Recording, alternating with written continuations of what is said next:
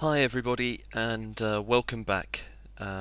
First of all, let me just say that I've been thinking about you all really over the last few weeks. I couldn't quite believe the pictures I saw on TV and in the newspaper, the ones that were from your region during the floods. So I'd just like to start by saying my best wishes to all of you and your families, and I hope that things are improving, even if it is slow work to improve.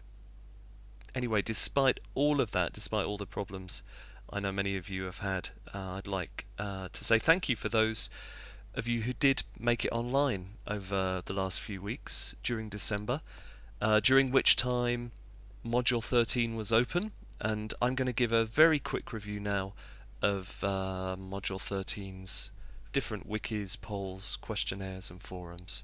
This should take about another 3 or 4 minutes, I think. The focus of this module was games and coursebooks, and the forum postings, well, they were related to those subjects, of course. The first one was asking you how you feel about games after you looked at a video where a teacher from Hong Kong was talking about using games in the classroom as a way to encourage collaborative and communicative learning.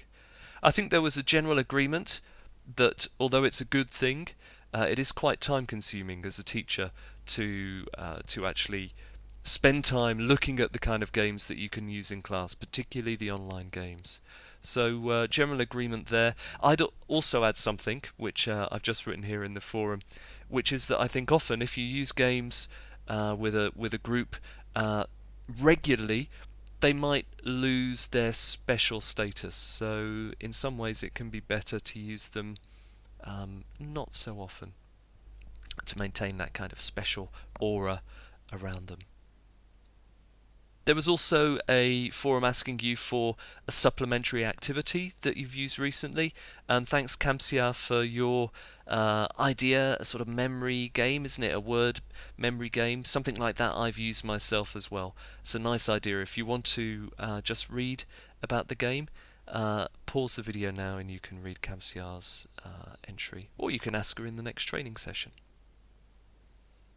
There was a poll as well on using coursebooks, the trouble with using coursebooks, so some of the problems that we face, and there were a few answers that came in. Problems with using coursebooks. The main one you had, well, that was because 3 of you voted for it rather than 2 for the other ones, was that there's no white space to write. And I guess what you're saying is that coursebooks often seem crammed full of information and text and pictures, and yeah, when there are exercises, it's almost impossible for students to write in them, isn't it? I would agree with that. There was a questionnaire too about coursebooks, the positive things, the negative things about using them, how you see the future for coursebooks. So thanks to all of you who contributed to this, Maimon, Yati, Maihan and Kamsia. Again, nice ideas, and if you want to read this, just go back to Module 13 and click on the questionnaire to see what everybody wrote. I guess all I would add to this, or agree with what you're saying, is that really coursebooks are a great time saver, aren't they? And although sometimes it feels like we could do better, the fact is we don't have an extra 10 hours in the day to prepare materials, record materials, and do all of that. So coursebooks, I think, are here to stay for a bit longer, and they can be helpful indeed. There are a couple of wikis in this module, so thanks again to Kamsia and Dean for your contributions. There's one which is a situation. Again, you can pause the video to read more about it, and an activity that was suggested by Kamsia, I think, to use in that situation, which I like. So thank you very much for leaving that. And then the second wiki was just looking at the benefits of using games in the classroom. So going back to games as we talked about at the beginning of the module. Thanks to Dean and Kamsia for your contributions here. Now, I guess I'd just finish off by saying what I said at the beginning, which games are great for motivation for encouraging communication, and also for collaboration as well, getting learners to work together maybe in different groups or pairs to what they normally would. But of course, we do have to avoid using them too often. Well, that's my opinion. You might disagree with that.